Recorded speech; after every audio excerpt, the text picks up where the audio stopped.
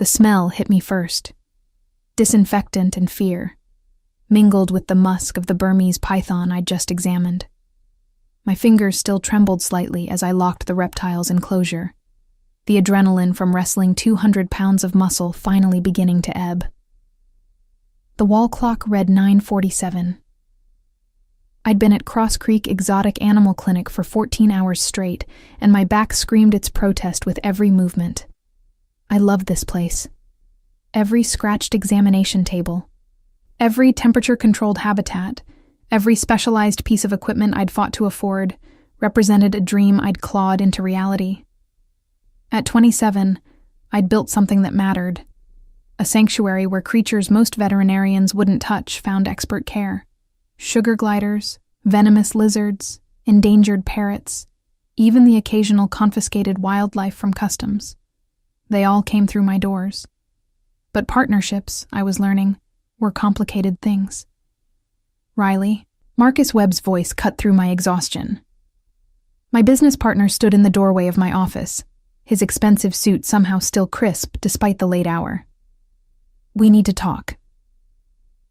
Something in his tone made my stomach clench. I'd known Marcus for 6 years, since veterinary school, and I'd never heard that particular edge before. Cold, calculating. Nothing like the easygoing classmate who'd proposed we open a practice together specializing in exotic animals. "Can it wait until morning?" I pulled off my latex gloves and tossed them in the biohazard bin. "I need to check on the macaw one more time before I leave, and it can't wait." He stepped fully into my office, and I noticed for the first time that he wasn't alone. 2 men in dark suits flanked him, their faces expressionless. Private security, maybe. Or lawyers. Either way, my instincts screamed danger. I positioned myself behind my desk, putting solid oak between us. "What's going on, Marcus?" "I need you to sign these." He dropped a manila folder on my desk. Papers spilled out, official-looking documents dense with legal terminology. Health certificates for a shipment coming in next week. Rare birds from Southeast Asia. My eyes scanned the top page, and my blood went cold. These animals haven't been examined. I can't certify them as disease-free when I haven't even seen them. "You'll see them when they arrive." Marcus's smile didn't reach his eyes. "But the buyers need documentation now. Standard procedure. Standard procedure is examining the animals first." I pushed the papers back toward him. "You know that. We could lose our licenses, face criminal charges. If those birds are carrying avian flu or psittacosis, the buyers are paying triple our usual rate." He leaned forward, planting his palms on my desk. "Do you know what that kind of money means for this practice? For your precious rescue cases that barely pay the bills? It means fraud." I stood my ground, though my heart hammered against my ribs. "And I won't do it. Find another veterinarian." The 2 men in suits moved closer, bracketing the door. Suddenly my office felt very small. Marcus's expression hardened into something I didn't recognize. Something that made me realize I'd never really known him at all. "You don't have a choice, Riley. You're going to sign those papers."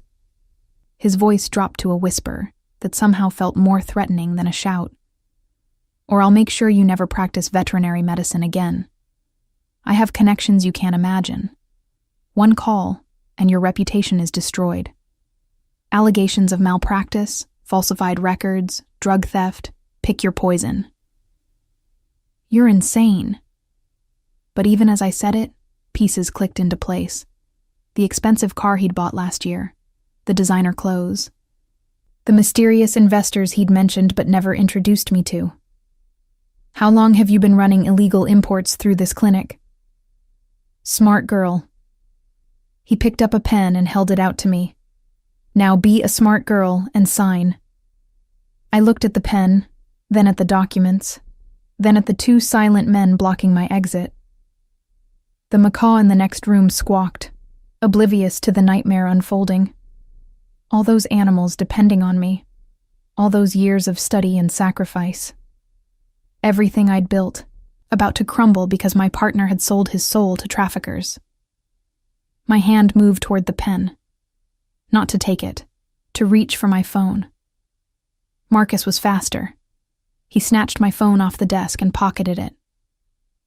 No calls, no help. Just you, me, and a simple decision. Sign or lose everything. I'd rather lose the clinic than my integrity.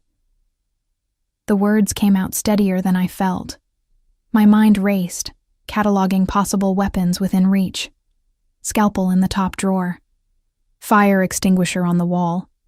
Ketamine in the locked cabinet. But I'd need time to access it. Then you're a fool. Marcus nodded to his companions. Gentlemen, please help Dr. Thorne understand the seriousness of her situation. They moved with practiced efficiency, one circling the desk while the other remained at the door. I grabbed the first thing my hand found, a heavy ceramic model of a horse's hoof, a gift from a grateful client. Not much of a weapon, but better than nothing. Stay back. I raised it, knowing how pathetic I must look. A tired veterinarian in scrubs, wielding a decorative paperweight against men who probably broke bones for a living. The door exploded inward. Not opened, exploded. The wood frame splintered as if struck by a battering ram, and suddenly the small office was full of moving bodies. 4 men poured through the destroyed doorway, dressed in black tactical gear that belonged in a movie, not a suburban veterinary clinic. They moved with military precision, neutralizing Marcus's thugs in seconds with moves I only half saw. And then there was him. Sebastian Cross walked through the chaos like a king surveying his kingdom. 6'3" of controlled power wrapped in a 3-piece suit that probably cost more than my student loan payment. Dark hair silvered at the temples, sharp jaw, and eyes the color of smoke that fixed on me with an intensity that made my breath catch. I'd met him exactly once, 3 months ago, when he'd shown up at midnight with an Arabian stallion worth more than my clinic, the horse convulsing with colic while Cross had demanded I save him. I'd worked for 6 hours straight, my arms shoulder-deep in $1 million animal, performing a miracle through sheer stubborn will and expertise that most equine vets wouldn't attempt. He'd paid my emergency fee without blinking, left his private number, and told me to call if I ever needed anything.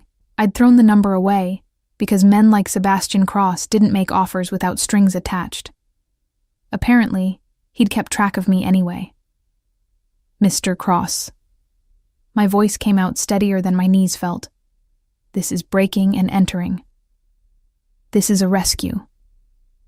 His eyes never left mine as his men secured Marcus and his companions with zip ties. Your business partner has been under investigation for wildlife trafficking for 6 months. Your clinic is about to be raided by federal agents. He glanced at his watch. In approximately 12 minutes. What? I looked at Marcus, who'd gone pale.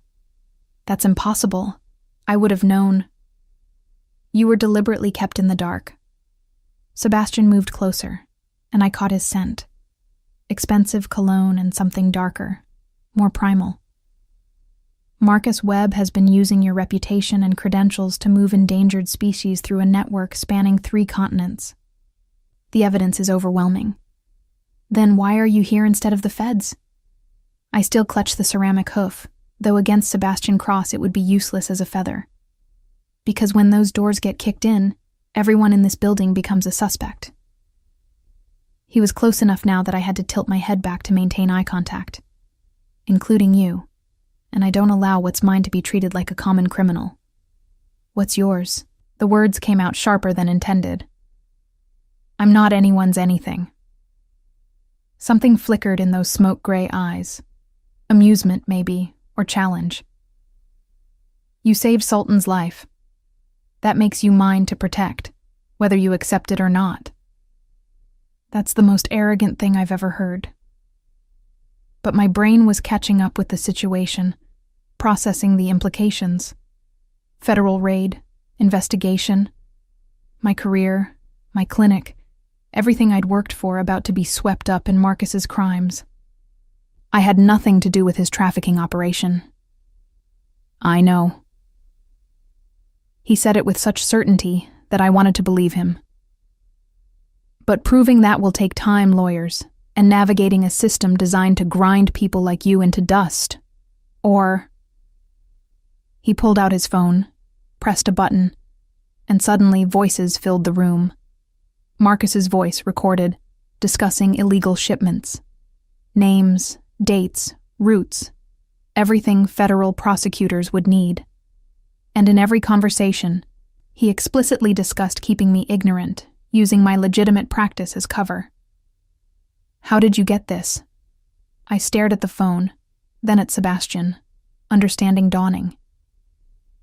You've been investigating him too. Protecting my interests. He pocketed the phone. Your partner approached several of my business associates about using my hotels as transit points for his operation. I don't appreciate people assuming I'm corrupt. His expression hardened.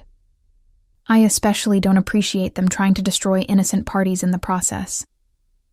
Sirens wailed in the distance, growing closer. Sebastian's men had Marcus and his companions secured and were already moving toward the back exit. Sebastian himself hadn't moved, still standing close enough that I could see the individual threads in his suit jacket.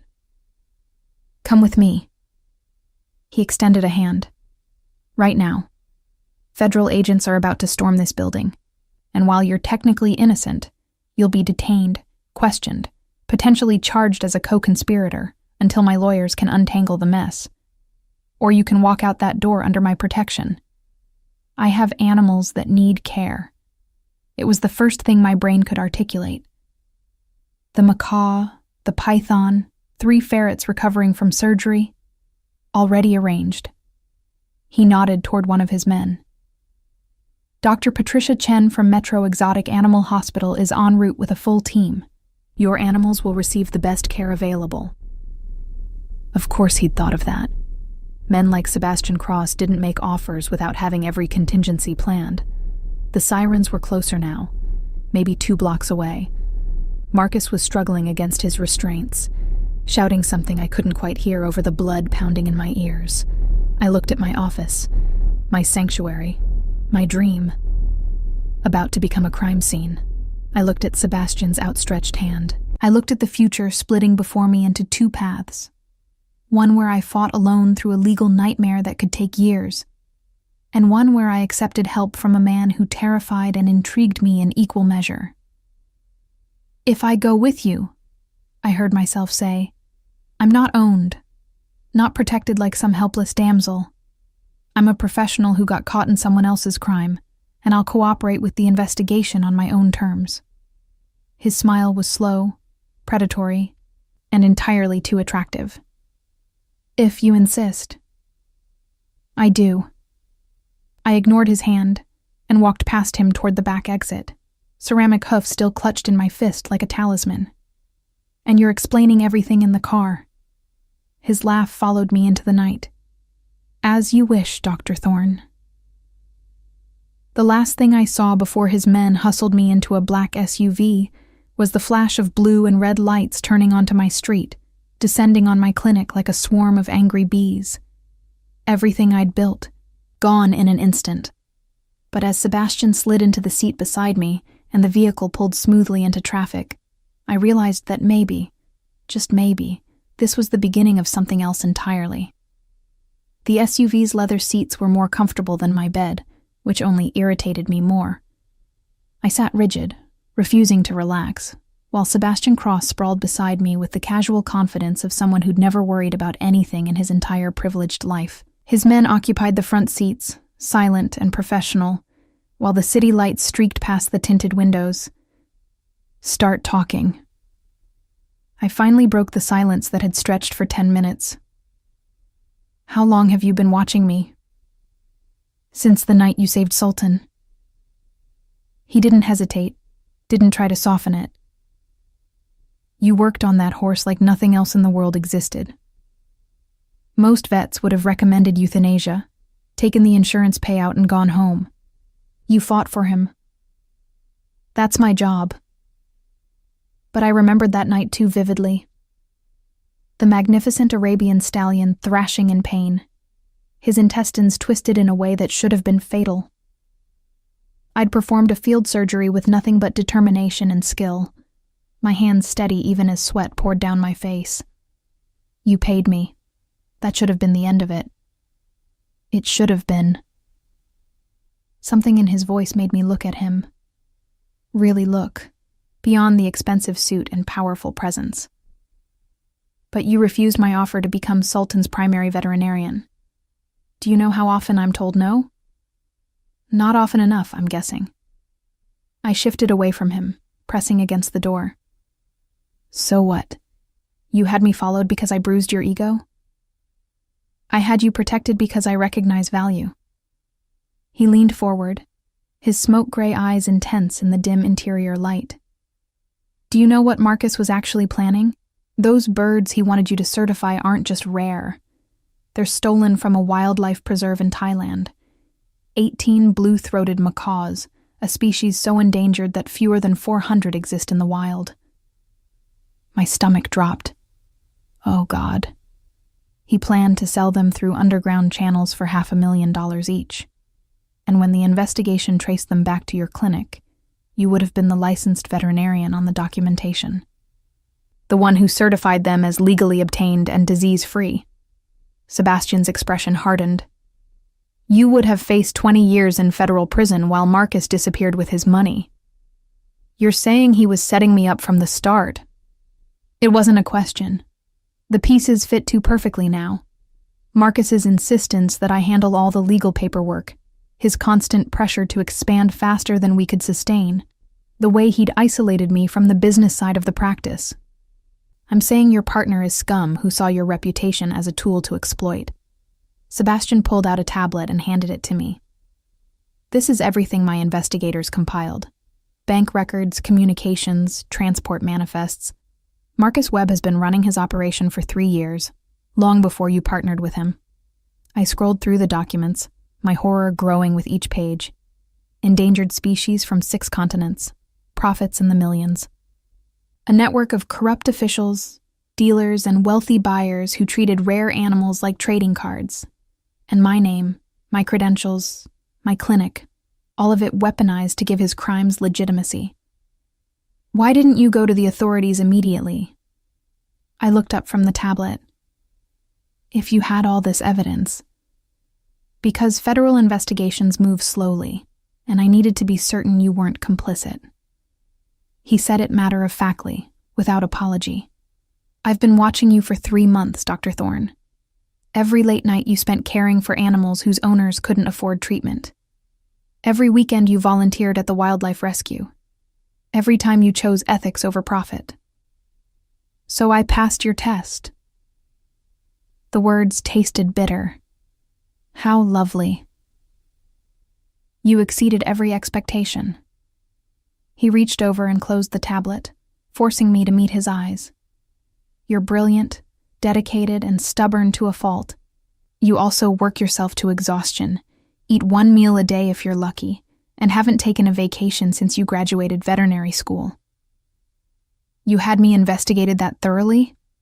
Anger flared hot in my chest. That's not protection, Mr. Cross. That's stalking. That's ensuring my investments are sound. He didn't flinch from my glare. I'm offering you something, Riley. May I call you Riley? No, but I didn't look away. What investment? What are you talking about? Your clinic is about to be seized as evidence. Your assets frozen. Your reputation dragged through media coverage that won't care about your innocence. He leaned back, utterly composed while my world crumbled around me. I'm offering to fix all of it. The SUV turned onto a private road I didn't recognize, tree-lined and dark. In exchange for what? My soul? My firstborn child? Sexual favors? His laugh was sharp and surprised. I can get sex anywhere, Dr. Thorne. What I want is your expertise. I don't understand. I own 16 boutique hotels across New England, luxury properties catering to extremely wealthy clients who have unique requirements. He gestured out the window as we passed through ornate iron gates. Sultan isn't my only exotic animal. I maintain private stables, aviaries, aquariums, even a reptile house at my Connecticut estate. All of it requires expert veterinary care. Hire a vet. I crossed my arms. Why does it have to be me? Because you're the best. He said it simply, as if it were obvious fact. Because you care about the animals first, and the money second. And because I want you where I can keep you safe. The SUV stopped in front of a mansion that belonged in a magazine. 3 stories of stone and glass, lit from within like a jewel box. Manicured grounds stretched into darkness, and in the distance I could see the outline of what looked like stables. This is your Connecticut estate. It wasn't a question. One of them. He opened his door and stepped out, then offered me his hand. I ignored it again, climbing out on my own despite the fact that my legs felt like water. Welcome to Crossroads Manor, Riley. Your home for the foreseeable future. I didn't agree to anything, but I followed him up the stone steps because where else could I go? Back to my apartment, where federal agents were probably already executing a search warrant. And I'm not staying here. This is kidnapping. This is hospitality. He pushed open the massive front door, revealing an entrance hall that could have housed my entire clinic. Marble floors, soaring ceilings, artwork that looked genuinely antique. You're free to leave whenever you want, but I'd recommend staying at least until the federal agents finish destroying your life. A woman appeared from a side corridor, 50s, elegant, with sharp eyes that assessed me instantly. Mr. Cross, Dr. Thorne, I've prepared the blue suite as requested. Thank you, Margaret. Sebastian shrugged out of his suit jacket and handed it to her without looking. Riley, this is Margaret Chen, my estate manager. She'll show you to your rooms and provide anything you need. I need my phone, and my clothes, and an explanation for why you think I'd stay in your house like some... I struggled for the right word. Guest? He raised an eyebrow. Employee? Future business partner? Take your pick. Prisoner. I finished. Dramatic. But he pulled a phone from his pocket, my phone, and handed it over. No restrictions. Call anyone you want. Your lawyer, your family, the FBI. Tell them exactly where you are. I took the phone, suspicious of the easy compliance. What's the catch? No catch. He loosened his tie, and for the first time since I'd met him, he looked almost human. Tired, maybe, or just less perfectly composed. I'm betting that once you hear what I'm offering, you'll want to stay. Margaret cleared her throat delicately. Sir, Dr. Chen is waiting in the stables. The mare is showing signs of distress. Sebastian's expression shifted instantly from negotiation to concern. Which mare? Starlight. Possible colic. He was moving before she finished speaking, heading toward a rear corridor. Riley, come with me. I'm not your on-call vet, but my feet were already following because a horse in distress overrode every other consideration. Professional instinct kicked in, my brain automatically running through colic symptoms and treatment protocols. We emerged from the house into cool night air, crossing a courtyard toward the most luxurious stable I'd ever seen. Not the utilitarian barn of my limited equine experience, but something that looked like a 5-star hotel for horses. Brass fixtures gleamed under soft lighting.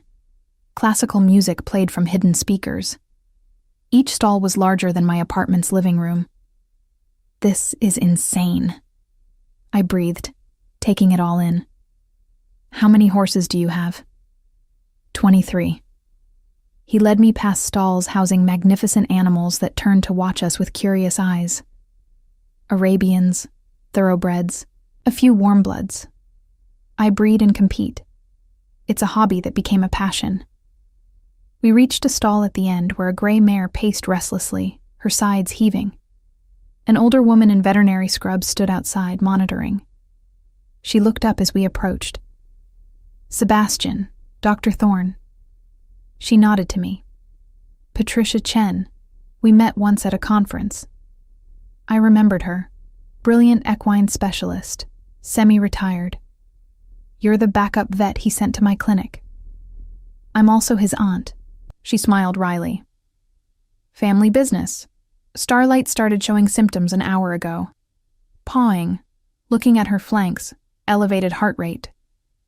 I've administered Banamine, but I wanted a second opinion before we go invasive. I was already moving to the stall door, my exhaustion forgotten. This was what I knew. This was where I felt confident. May I examine her? Please. Sebastian stepped back, giving me space but watching intently.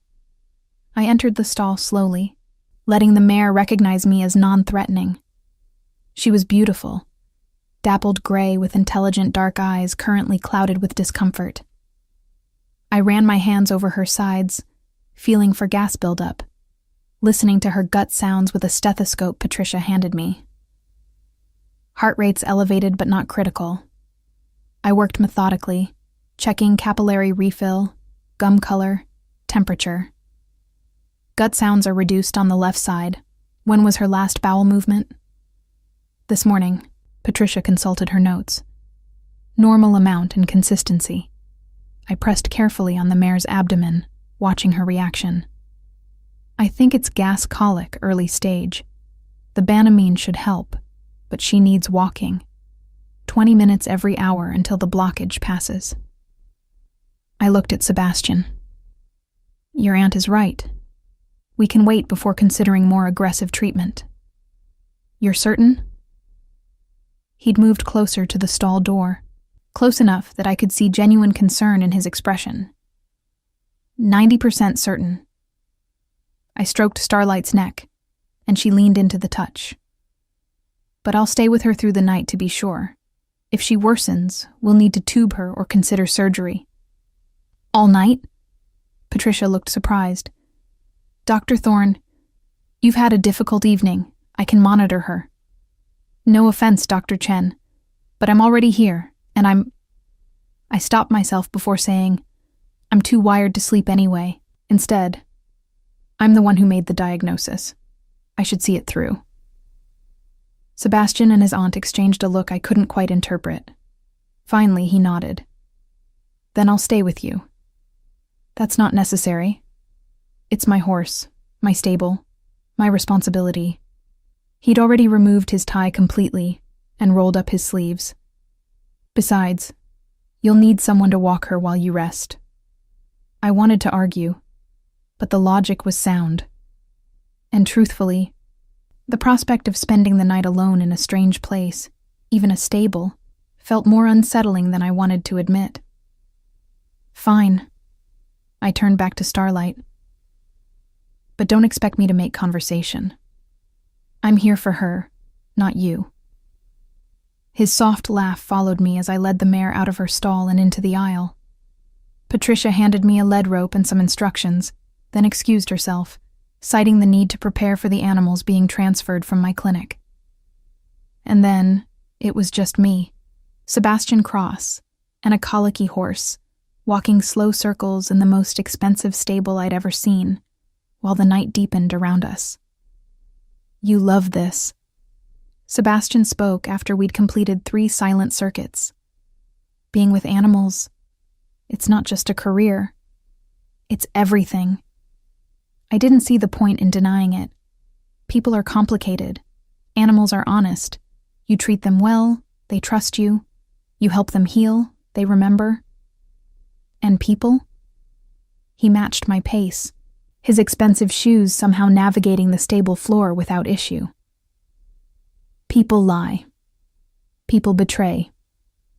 People use you for their own gain and throw you away when you're no longer useful. I heard the bitterness in my voice and hated it. Present company excluded, apparently, though I still don't understand why. I told you, you saved Sultan. That's not a reason. That's an excuse.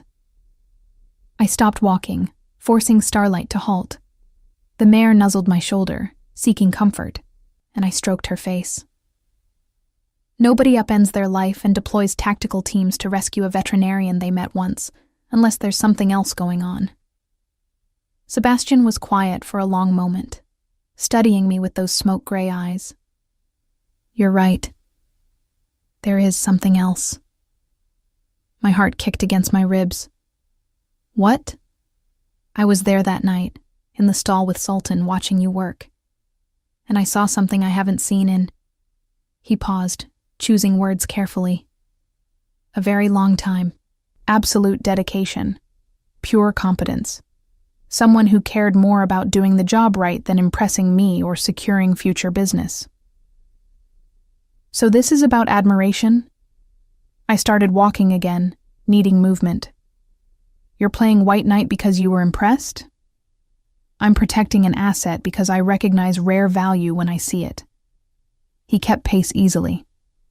And because I want you working for me, not rotting in a federal detention center while lawyers argue about documents you never even read. Working for you. The word settled between us like a challenge. As what, exactly? Chief Veterinary Officer for Cross Luxury Estates. He said it calmly, as if offering me a job title instead of my entire future. Full medical authority over all animals on all my properties. Unlimited budget for equipment and staff. Salary that's triple what you were making at your clinic. I almost stumbled. That's insane. That's business. He stopped walking, forcing me to face him. Riley, your clinic is gone. Even if you're cleared of all charges, the damage to your reputation will take years to rebuild. Marcus's crimes will taint you by association. You'll spend the best years of your career fighting to prove you're not a criminal. Or, my throat felt tight, or you let me fix it. My lawyers will handle the federal investigation. My PR team will manage the media narrative. And you'll work here, doing what you do best, while the legal mess gets quietly resolved. He moved closer, his presence overwhelming in the intimate space. In 6 months, you'll have a better reputation than ever. In a year, you'll have resources you never dreamed of, and all of it legitimate, legal, and yours. It was too good, too easy. What do you really want from me, Sebastian? I want you safe. He said it simply, and for the first time, I heard something genuine beneath the business magnate exterior. I want your expertise, and I want to see what you can build when you're not limited by budget constraints and corrupt partners. Starlight nickered softly, reminding us of her presence. I stroked her neck, using the motion to avoid Sebastian's intense gaze. And if I say no? Then I'll still protect you from the legal fallout, because I don't leave people to suffer unjustly. His hand came up, almost touching my face before dropping. But I'll be disappointed, and you'll spend the rest of your life wondering what you could have accomplished. I looked around the stable, the pristine equipment, the healthy animals, the obvious wealth poured into their care. I thought about my clinic, now crawling with federal agents, my apartment, probably ransacked in a search, my career, hanging by a thread. And I thought about the ceramic hoof still somehow clutched in my hand, a ridiculous weapon that represented everything I'd tried to defend and failed to save. One condition, I heard myself say. I want my own facility, not just access to yours, a real veterinary hospital here on the estate, equipped for exotic animals and emergencies. State-of-the-art surgical suite, ICU, the works. Sebastian's smile was slow and triumphant. Done. I'm not finished. I raised my chin. I also want autonomy. You don't get to dictate my treatment decisions or override my medical judgment. Ever. Your animals are patients, not commodities. Agreed. He extended his hand, formal suddenly. Do we have a deal, Dr. Thorne? I looked at his hand, then at his face, trying to see past the controlled exterior to the truth beneath. Whatever else Sebastian Cross might be, ruthless businessman, possible criminal, definite control freak, he'd saved me tonight. He'd seen through Marcus when I was blind, and he was offering me a future when I had none. I took his hand. His palm was warm, calloused in unexpected places. Not a man who merely owned horses, a man who worked with them. "We have a deal." The words felt like stepping off a cliff. "But I'm sleeping in the stable tonight, with starlight. Then I'll bring blankets." He squeezed my hand once before releasing it. "Welcome to Crossroads Manor, Dr. Riley Thorne. I have a feeling you're going to change everything." As he walked away to fetch supplies, I pressed my forehead against Starlight's warm neck and wondered what the hell I'd just agreed to. But for the first time in 14 hours, I felt like maybe, just maybe, I wasn't drowning anymore. 3 months later, I stood in the surgical suite of what had become the finest exotic veterinary hospital in New England, elbow deep in a Bengal tiger cub's abdomen, and realized my life had become completely unrecognizable. Suction. I didn't look up, my entire focus on the delicate organs visible through the incision. My assistant, Dr. James Park, who jumped at the chance to leave his underfunded zoo position for Cross Estates, quickly cleared the surgical field. "Foreign body identified," I murmured into the recording device mounted above the operating table. "Appears to be a cloth fragment, approximately 4 centimeters by 6 centimeters, lodged in the jejunum causing partial obstruction. The tiger cub belonged to a private collector in Vermont, one of several clients who'd started calling once word spread about the new facility. Sebastian had delivered on every promise. The hospital occupied a converted carriage house on the eastern edge of the estate, 5,000 square feet of specialized equipment, climate-controlled recovery rooms, and surgical technology that made my old clinic look like a child's play set. "How's her vitals?" I carefully grasped the foreign object with forceps, my movements controlled and precise. "Stable. Heart rate 130, respiration 22, blood pressure holding steady." James monitored the screens displaying the cub's life signs. "You want to close?" "In a minute." I examined the intestinal tissue for damage, relieved to find only minor inflammation. This little girl has been sneaking into someone's laundry basket, probably chewing on towels when nobody's watching. Rich people's problems. James's voice held amusement. "My last patient was a malnourished capuchin monkey seized from a roadside zoo. This one's probably fed filet mignon." Animals don't care about their owners' bank accounts. I began the closing process, my sutures neat and methodically placed. They just want to feel safe and loved, even Bengal tiger cubs who eat designer towels. An hour later, the cub was recovering in one of the ICU kennels, her owner, a nervous woman in pearls and Chanel, sobbing with relief and writing a check that would fund the hospital for a month. I peeled off my surgical gloves and scrubbed up, letting the hot water wash away the tension that always accompanied major procedures. "Dr. Thorne?" Margaret's voice came through the intercom. "Mr. Cross is requesting your presence at the main stables. One of the mares is foaling earlier than expected." I checked the wall clock, 6:30 in the evening. I'd been in surgery since noon, and my stomach was staging a revolt, but horses didn't care about meal schedules. "Tell him I'm on my way." I grabbed a protein bar from my office, a space Sebastian had designed with floor-to-ceiling windows overlooking a pond where exotic waterfowl preened, and headed for the stables. The walk gave me time to appreciate what I'd stepped into. Crossroads Manor, sprawled across 300 acres of Connecticut countryside, carefully landscaped to provide natural habitats for Sebastian's extensive animal collection. Beyond the horses, there were aviaries housing rare parrots and finches, a reptile house with climate zones mimicking 6 different ecosystems, and a private pond stocked with koi worth more than luxury cars. All of it under my medical supervision. All of it my responsibility. It should have been overwhelming. Instead, it felt like coming home to a place I'd never known existed. The main stable was bustling when I arrived. Several of Sebastian's staff, stable hands, trainers, breeding managers, clustered around a stall where a chestnut mare paced restlessly.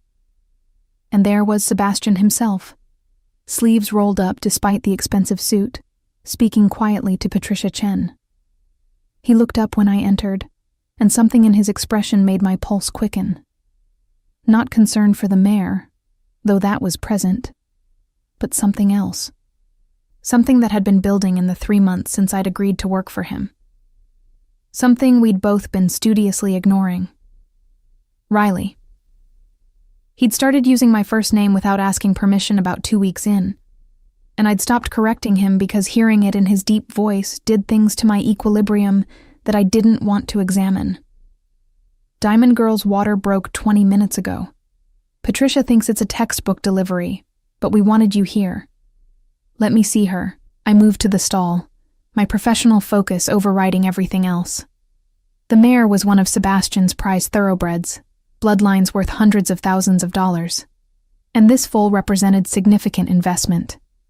But more than that, she was a living creature about to perform the miracle of birth, and I'd be damned if anything went wrong on my watch. The next 2 hours blurred into controlled chaos. Diamond Girl was a first-time mother, nervous and in pain, requiring constant reassurance as her body worked to deliver the foal. Patricia and I worked in tandem, monitoring position and progress, ready to intervene if complications arose. Sebastian stayed the entire time, never in the way, but always present, his calm presence somehow helping to soothe the anxious mare. I watched him between contractions, noticing the genuine care in how he stroked her neck, murmured encouragement, celebrated each small milestone. This wasn't a rich man protecting an investment. This was someone who loved his animals with a depth I recognized because I felt it too.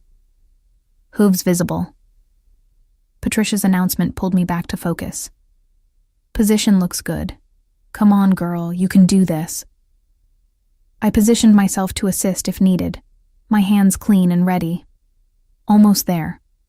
When the foal finally slipped free in a rush of fluid and membrane, when Diamond Girl turned to nuzzle her baby with tender curiosity, when the newborn thoroughbred struggled to its impossibly long legs and stood for the first time, in that moment, I forgot everything else. Forgot Marcus's betrayal. Forgot the federal investigation still grinding along in the background. Forgot every doubt and question about my new life. This was why I became a veterinarian. These moments of pure wonder, watching life persist and thrive against impossible odds. She's perfect. Sebastian's voice was rough with emotion. He stood beside me now, close enough that I could feel the heat radiating from his body. Thank you. I didn't do anything. I couldn't look away from the foal, now nursing vigorously while her mother stood patiently. Diamond Girl did all the work. You were here. That matters. His hand found mine, a casual touch that felt anything but casual.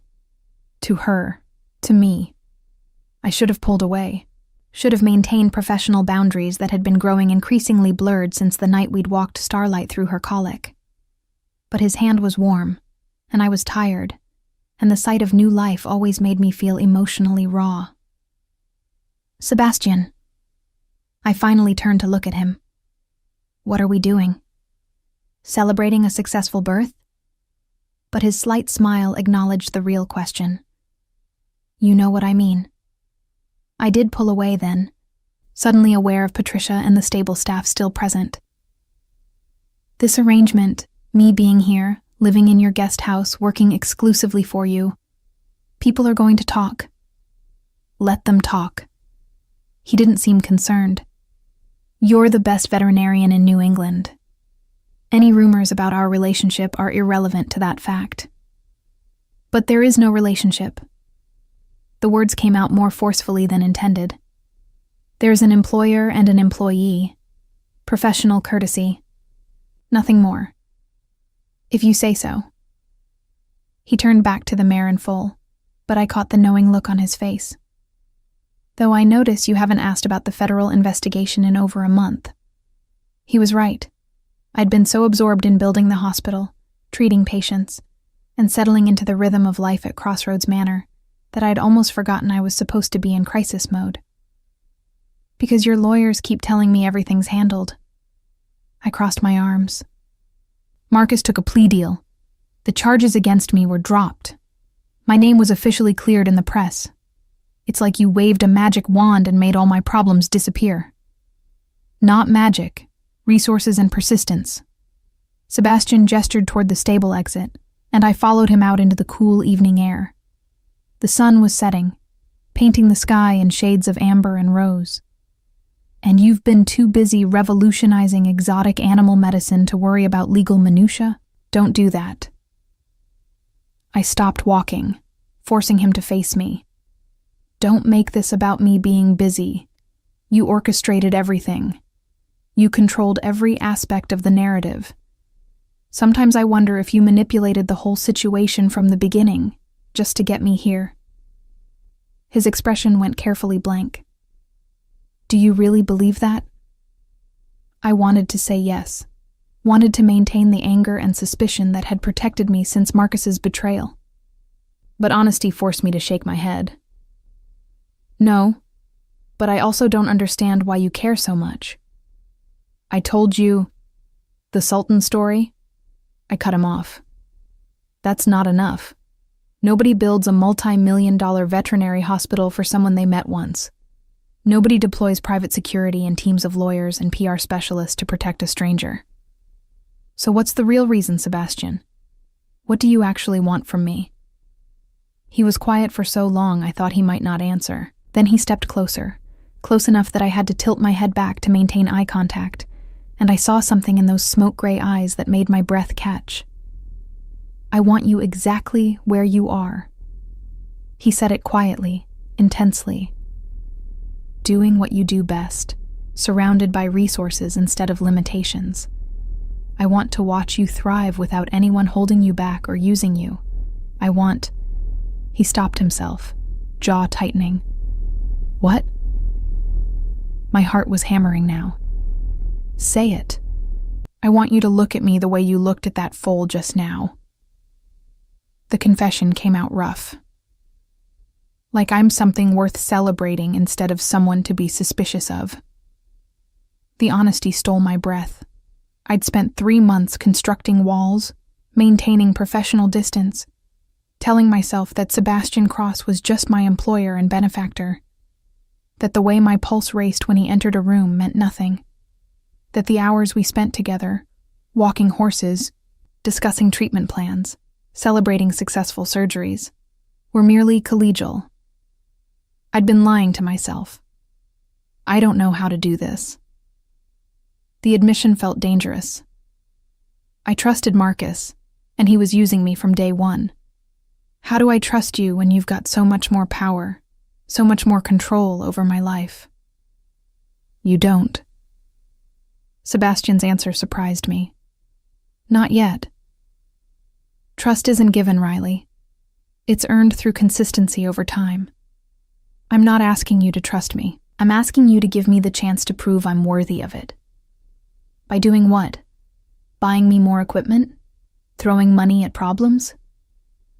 I gestured toward the sprawling estate.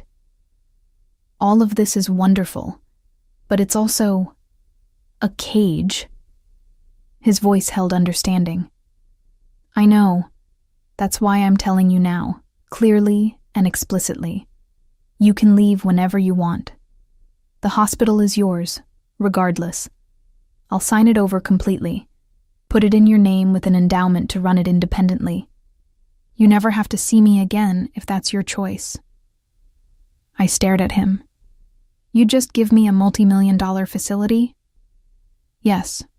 No hesitation. Because I meant what I said about wanting you to thrive.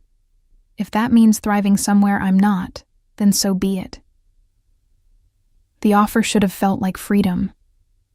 Instead, it felt like loss. Of something I hadn't known I wanted until faced with its absence. I don't want to leave. The words surprised me as much as they clearly surprised him. I like it here. I love the work, the animals, the resources to actually make a difference. I need to know this isn't going to blow up in my face like the clinic did. I can't promise that nothing bad will ever happen. Sebastian's hand came up, cupping my face with a gentleness that contradicted everything about his usually controlled demeanor. But I can promise that if it does, I'll be standing beside you, not using you as a shield. You're not alone anymore, Riley. Not unless you choose to be. His thumb brushed across my cheekbone, and I realized I was crying. When had that started? This is a terrible idea. You're my employer. The power dynamic is all wrong. People will say I slept my way into this position. People can go to hell. His other hand found my waist, not pulling, but steadying. You earned every inch of that hospital through skill and dedication. Anyone who suggests otherwise can answer to me. Sebastian. His name felt different on my tongue now. More intimate. I don't know what I'm doing. Neither do I. His smile was crooked, almost boyish. I've been in control of every aspect of my life for 20 years. Then you walked into that stall with Sultan, covered in blood and sweat and more beautiful than anyone I'd ever seen. And suddenly, none of my carefully constructed rules seemed to matter. I was not beautiful. I was exhausted and terrified that Horse was going to die. But I was smiling despite myself. You were magnificent. He said it with such conviction that I almost believed him. You still are, every damn day watching you work, seeing you care about creatures that most people wouldn't notice. It's addictive, Riley. You're addictive. I should have pulled away, should have cited all the logical reasons why this was inappropriate and unwise. Instead, I heard myself whisper, "So what do we do about it?" We start with honesty. His forehead touched mine, intimate and terrifying. I want you. Not as an employee or a protege or any other clinical term that lets us pretend there's nothing here. I want you in ways that have nothing to do with veterinary medicine and everything to do with the way you laugh when a puppy licks your face. The way you sing to nervous animals. The way you challenge me when you think I'm being ridiculous. I challenge you a lot. My hands had somehow found their way to his chest, feeling the solid muscle beneath the expensive shirt. Exactly. His breath ghosted across my lips. So I'm asking, clearly and directly, would you consider letting this be something more than professional? No obligations, no pressure. Just possibility. Every logical bone in my body screamed warnings. 3 months wasn't long enough to know someone. He was too powerful, too wealthy, too accustomed to getting what he wanted.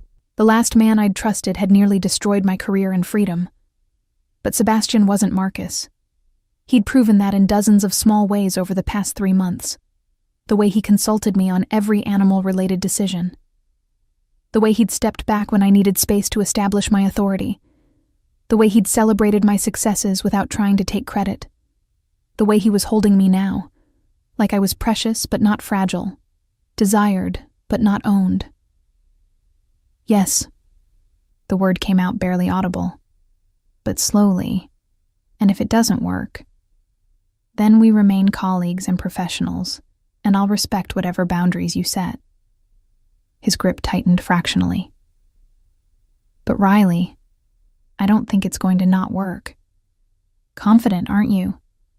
But I was already rising on my toes, closing the distance between us.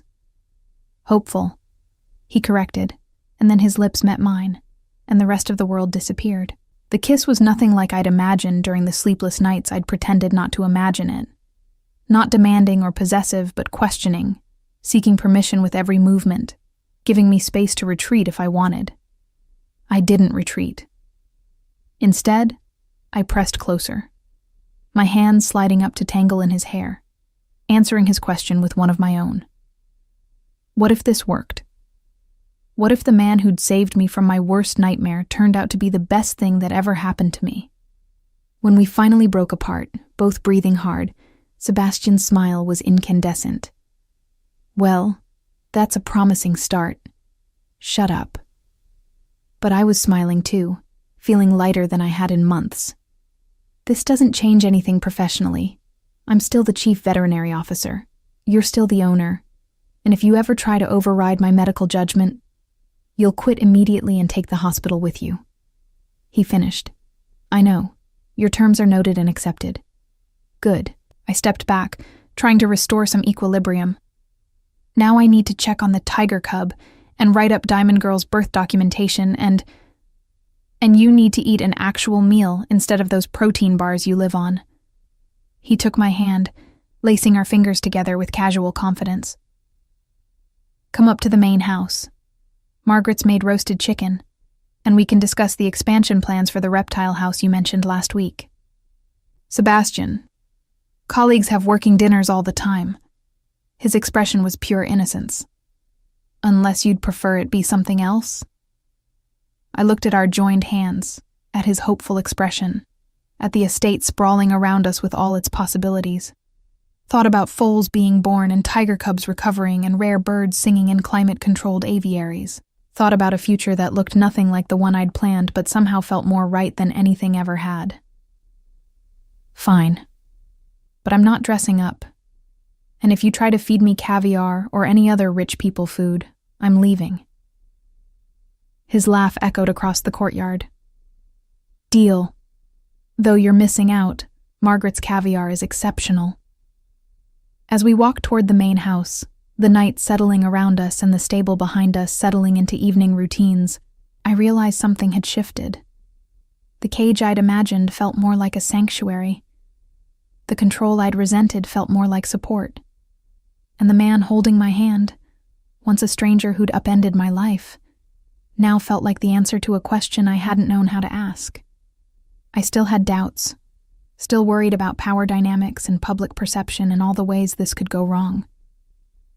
But for the first time in my adult life, I also had hope that maybe, just maybe, I'd found somewhere I belonged. The main house dining room was less formal than I'd feared, more intimate library than grand hall, with floor-to-ceiling bookshelves and a table that seated 8 instead of 30. Margaret had set 2 places at one end, close enough to feel personal without forcing awkward proximity. This is your casual dining room? I raised an eyebrow at the chandelier that probably cost more than a year of my former salary. What's the formal one like, Versailles? Worse. I avoid it whenever possible. Sebastian pulled out my chair, a gesture that should have felt antiquated but somehow didn't. The formal dining room seats 40 and has a mural on the ceiling depicting the history of New England horse breeding. It's aggressively pretentious. But you own it anyway. I accepted the seat, hyper-aware of his proximity as he settled across from me. I inherited it. He corrected. The estate belonged to my grandfather. He made his fortune in textile manufacturing, then spent 3 decades turning Crossroads Manor into a monument to his ego. I've been slowly making it livable. Margaret appeared with dinner, roasted chicken as promised, but also garlic potatoes, roasted vegetables, and fresh bread that smelled like heaven. My stomach growled audibly. When did you last eat? Sebastian's question held concern, not judgment. Breakfast. Maybe. I reached for the bread. I had that surgery, then the foaling, and before that, I was doing rounds on the aviaries because 2 of the macaws showed signs of feather plucking. Riley. He waited until I looked up. You're going to burn out. I'm fine. You work 16-hour days, 7 days a week. You've lost weight since you got here. And I found you asleep in the hospital break room last Tuesday at 3 a.m. His expression was gentle but firm. That's not sustainable. I have a lot to prove. The words came out more defensively than intended. This hospital, the facility, all of it. People need to know it's legitimate, not just some vanity project funded by your money. Nobody who's seen your work questions its legitimacy. Sebastian served himself but didn't start eating, clearly waiting for me. But killing yourself to prove a point doesn't help anyone. Not the animals, not me, and definitely not you. I wanted to argue. Instead, I took a bite of chicken and nearly moaned. Margaret's cooking was dangerous, the kind that made you remember food was supposed to be pleasurable, not just fuel. Fine, I'll try to maintain better boundaries. I reached for the vegetables. But the expansion plans can wait until after dinner. He finally began eating, his movements precise and controlled. Tell me about the tiger cub instead. Will she make a full recovery? We fell into conversation about medicine, animals, the peculiar challenges of exotic species care. It was comfortable, familiar, the same discussions we'd been having for months. But underneath ran a new current, awareness humming between us like electricity. I noticed details I'd been ignoring. The way his hands moved when he talked, precise and confident. The rare, genuine smile that transformed his usually controlled expression. The way he listened without interrupting, actually absorbing what I said instead of waiting for his turn to speak. What? He'd caught me staring. Nothing. I looked down at my plate, just thinking. About? His voice held amusement. About how this is probably a terrible idea. But I was smiling despite the words. You realize I'm completely unsuited for your world, right? I don't know which fork to use at formal dinners. I say, shit, when I'm frustrated. I once wore the same scrubs 3 days in a row because I forgot I owned other clothes. Good thing I don't care about any of that. He reached across the table, his hand covering mine. I didn't rescue you from Marcus's mess because I wanted someone appropriate for society functions. I wanted you. Exactly as you are. Even when I'm difficult? The question slipped out before I could stop it. Especially then. His thumb traced circles on my palm.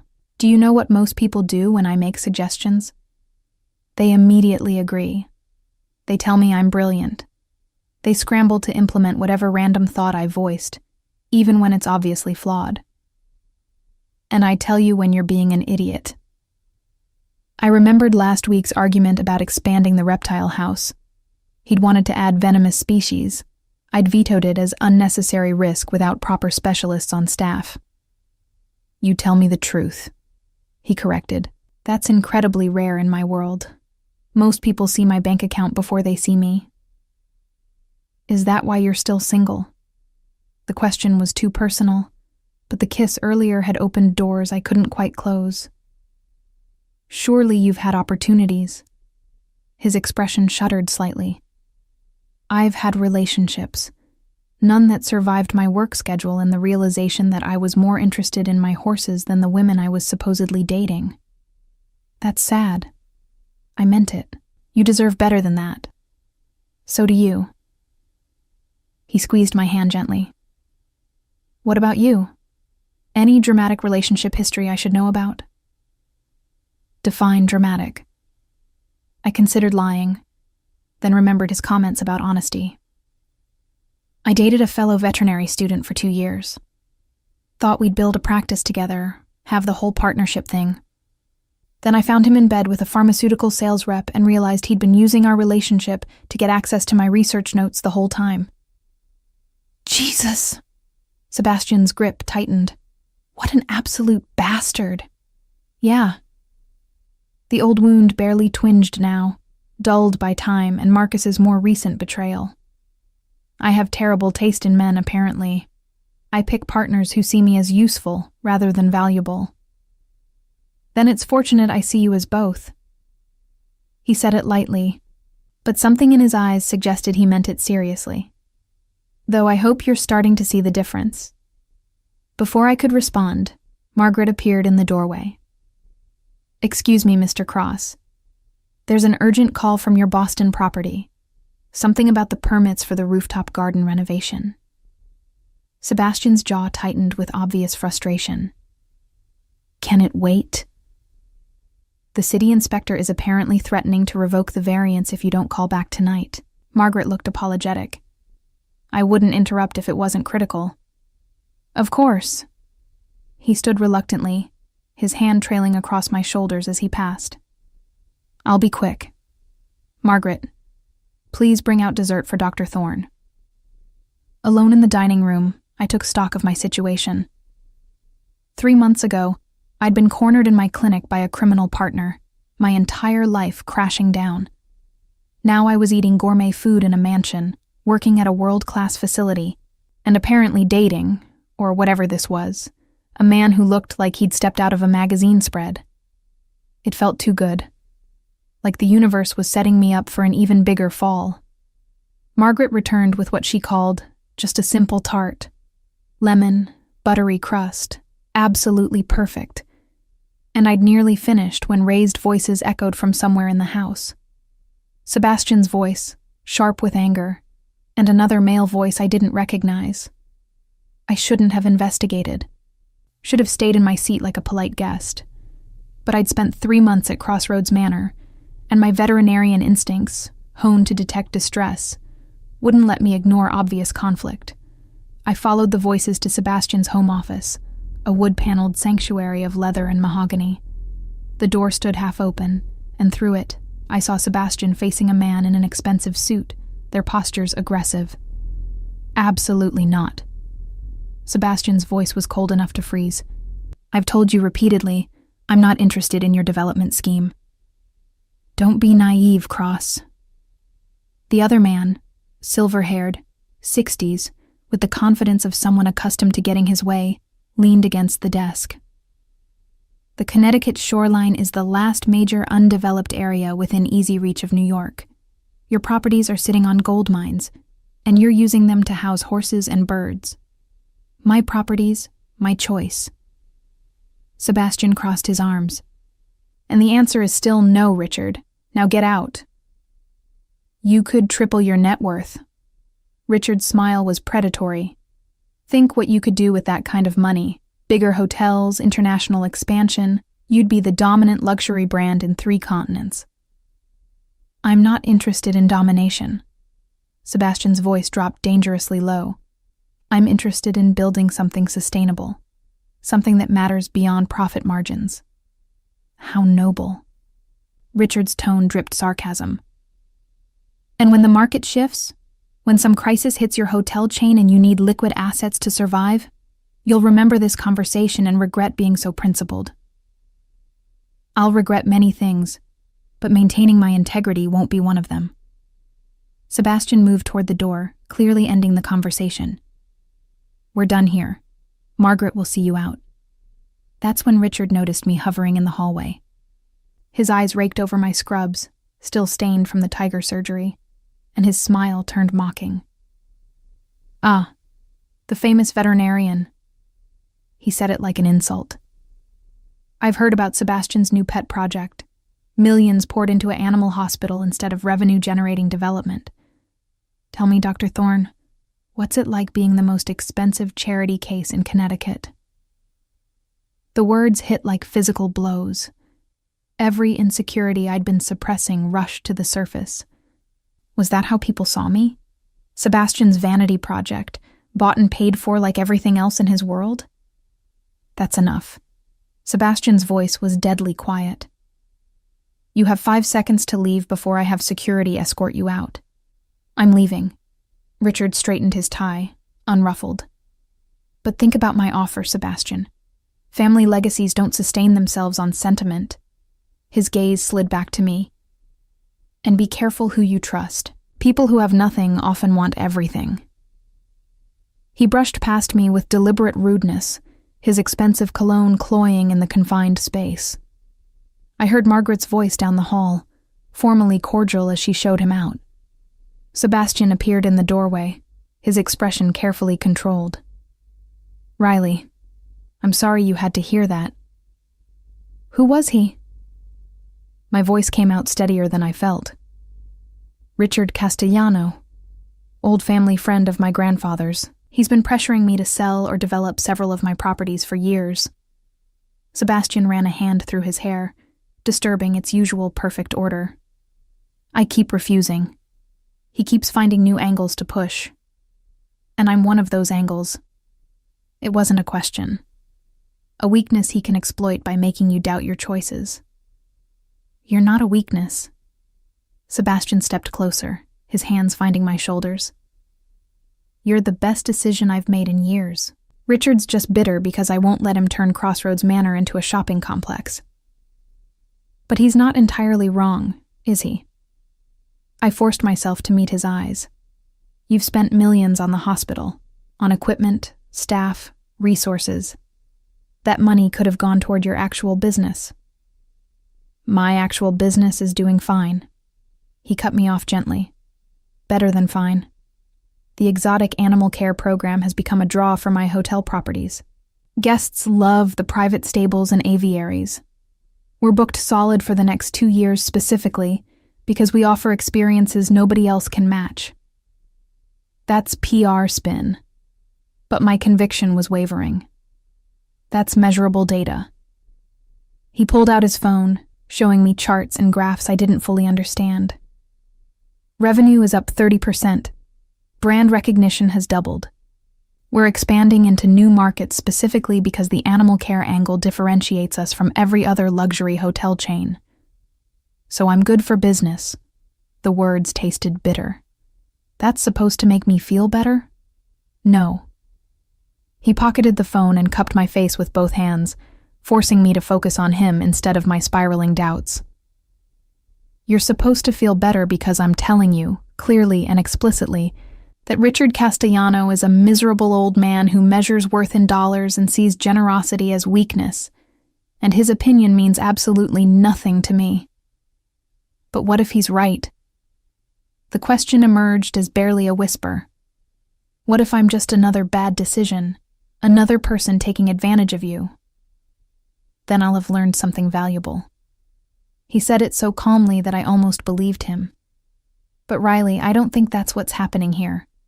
I think you're brilliant, dedicated, and so used to being exploited that you can't recognize genuine support when it's offered. That's not... I stopped, because maybe it was fair. Marcus had exploited me. My ex had used me. Even my parents, in their own way, had made my veterinary ambitions contingent on their approval and support, withdrawn the moment I chose exotic animals over the conventional small animal practice they'd envisioned. I'm not them. Sebastian's thumbs brushed away tears I hadn't realized were falling. I'm not Marcus, using you as cover for crimes. I'm not your ex, stealing your work.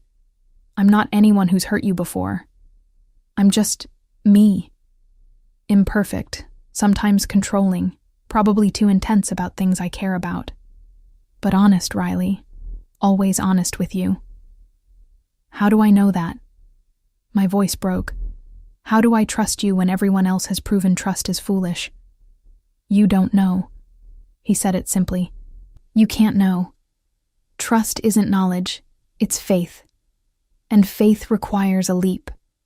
All I can do is keep showing up, keep being consistent, keep proving through actions that my words aren't empty. I wanted to believe him. God, I wanted it so badly it physically hurt. But Richard's words echoed in my mind. Expensive charity case, pet project, nothing wanting everything. I need time. I stepped back from his touch, needing space to think. This is all. It's too much, too fast. The kiss, dinner, the casual way you talk about millions of dollars like it's nothing. I don't know how to process it. Then take time. He let me go without resistance. The hospital is yours regardless. Your position here is secure regardless. And if you decide this, he gestured between us, is something you don't want, then we remain colleagues. Professional. Respectful. Just like that? I searched his face for signs of manipulation, for the anger or resentment that usually accompanied rejection. Just like that. He smiled, sad, but genuine. I meant what I said earlier, Riley. I want you happy. I want you thriving. If that means keeping me at arm's length, then that's what happens. The absolute certainty in his voice undid something in my chest, because this was exactly what I'd been searching for and never found. Someone who valued my well-being over their own desires. Someone who could hold space for my doubts without making them about themselves. Someone who might actually be worth the terrifying leap of faith. I'm not saying no. The clarification felt important. I'm saying I need to figure out how to say yes without it destroying me if everything falls apart. That's fair. He moved to his desk, putting physical distance between us. Take all the time you need. I'm not going anywhere. I left him in his office and walked back to the guest house where I'd been living for 3 months. A misnomer, really, since it was larger and nicer than any apartment I'd ever rented. My sanctuary, paid for by Sebastian's money but made home by my own choices. The tiger cub's recovery needed monitoring. The foal needed checking. Tomorrow's schedule included 3 consults and a comprehensive health screening of the aviary residents. Work I loved, resources I'd never dreamed of, purpose that fulfilled me in ways nothing else ever had. And underneath it all, a question that kept me awake most of the night. What would it cost to let myself love Sebastian Cross? And was I brave enough to find out? Dawn arrived cold and gray, rain drumming against the guest house windows with insistent rhythm. I'd managed maybe 3 hours of sleep, my mind too busy replaying Richard Castellano's words and Sebastian's response to allow proper rest. The tiger cub needed her morning check, and I was grateful for the excuse to escape my own thoughts. The hospital was warm and dry, the overnight tech greeting me with a tired smile. She's alert and ate breakfast. No complications. I spent 20 minutes examining the cub, documenting her recovery, watching her play with a rubber toy despite the surgical incision. Resilience, I thought. Animals understood it instinctively. You survived, you healed, you moved forward. Why was it so much harder for humans? Dr. Thorne? James appeared in the doorway, rain-soaked and breathless. Emergency. Mr. Cross needs you at the stables immediately. My heart dropped. Which horse? Sultan. The name made my stomach clench. He's down. Patricia's there, but she asked for you specifically. I ran. The rain soaked through my scrubs in seconds, cold and miserable, but I barely noticed. Sultan, the horse who'd started everything, the magnificent Arabian who'd survived impossible odds 3 months ago, was in trouble. The stable was chaos controlled by Patricia's calm authority. Sultan lay on his side in a padded stall, breathing labored, eyes rolling with pain. Sebastian knelt beside him, one hand on the horse's neck, his expensive clothes ruined by mud and straw. What happened? I dropped to my knees opposite Sebastian, my hands already moving over Sultan's body, checking vital signs. Found him like this 20 minutes ago. Patricia handed me a stethoscope. Heart rate 110, elevated but not critical. Temperature's normal. He's responsive, but clearly in severe pain. I pressed the stethoscope to Sultan's abdomen, listening intently. The gut sounds were wrong. Too quiet on the right side, hyperactive on the left. Classic signs of colic, but something about the presentation felt off. How long since his last bowel movement? I asked, my mind running through differential diagnoses. Yesterday evening, normal amount. Sebastian's voice was steady, but I saw the fear in his eyes. He loved this horse, had nearly lost him once already. Okay. I performed a rectal examination, Sultan barely protesting despite the discomfort. What I felt made my blood run cold. There's a mass, large, firm, blocking the pelvic flexure. Impaction? Patricia moved closer. Or something else? I need imaging. I stood, already calculating. We have to get him to the hospital, get him scanned. If it's a simple impaction, we can treat medically, but if it's a tumor or torsion, then we're looking at surgery. Sebastian finished. He was already moving, coordinating with stable staff to prepare transportation. Whatever you need, Riley. Whatever it takes. Getting a 1,000-pound horse safely from stable to hospital in the rain was a nightmare of logistics. But Sebastian's staff were professionals. Within 30 minutes, Sultan was secured in the hospital's specialized equine surgery suite, and I was reviewing ultrasound images that confirmed my worst fears. Enter a lith. I pointed to the large mineral mass visible on the screen. About 30 centimeters, lodged at the pelvic flexure. It's completely blocking the colon. Can you remove it?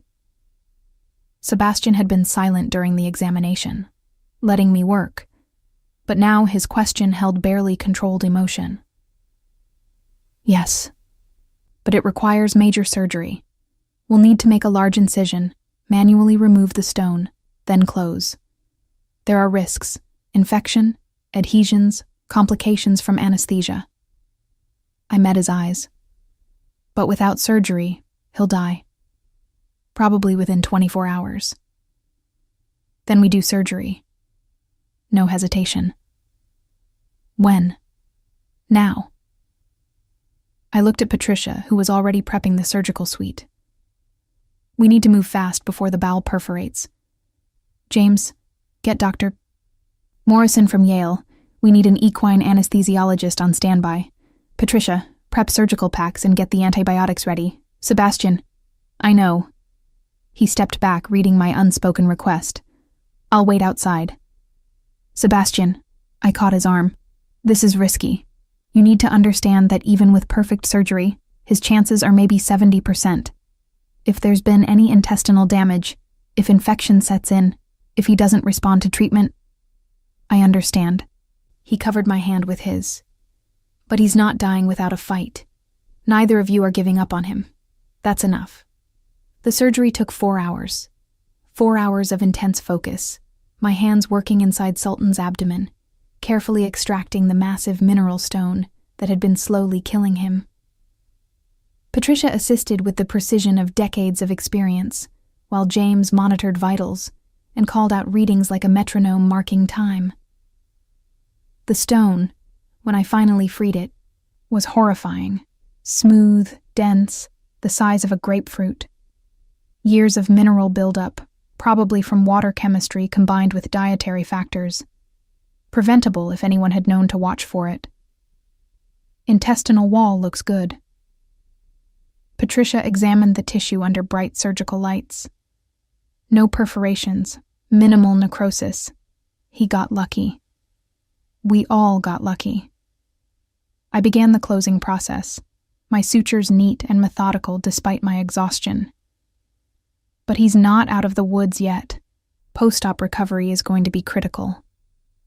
When we finally wheeled Sultan into recovery, when I peeled off my blood-soaked surgical gloves and scrubbed the gore from my arms, I found Sebastian exactly where I'd left him. Sitting in the waiting area, soaked clothes dried into wrinkles, hair disheveled, looking nothing like the polished businessman who'd kissed me in the courtyard yesterday. He made it through surgery, I said, without preamble. The stone is out, the bowel looks healthy. Now we wait and see how he responds to recovery. Sebastian stood so fast, he nearly knocked over his chair. Can I see him? Not yet.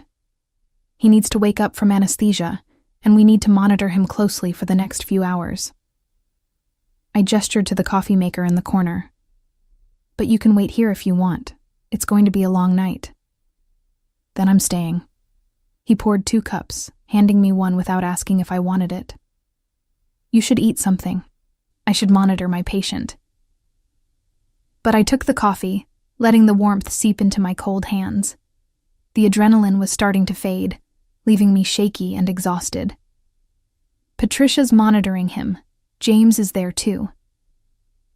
Sebastian guided me to a chair, his hand on my elbow, gentle but insistent. You just performed major surgery after working yesterday's full shift. Sit down before you fall down. I wanted to argue, but my legs agreed with him. I collapsed into the chair, and suddenly the events of the last 36 hours crashed over me. The tiger cub, the foaling, dinner with Sebastian, Richard Castellanos' cutting remarks, sleepless night wrestling with doubt, emergency surgery on a horse I'd saved once and might be saving again. Hey. Sebastian knelt in front of me, his hands covering mine. You're shaking. Adrenaline crash. I tried to smile. Happens after intense surgery. I'm fine. You're not fine. You're exhausted and probably in shock. He pulled out his phone. I'm having Margaret bring food. Real food, not protein bars. Sultan. Has a full team watching him. You trained them well. They'll call if anything changes. His thumb traced circles on my wrist, the touch grounding. Right now, you need to take care of yourself. Is this how it's going to be? The question came out sharper than intended. You managing my life, making decisions about what I need. Is this you looking for reasons to push me away? He countered, his expression gentle. Because I'm trying to make sure you don't collapse from exhaustion, not control you. I opened my mouth to argue, then closed it. Because he was right. I was picking a fight, manufacturing conflict, anything to avoid the terrifying vulnerability of accepting help.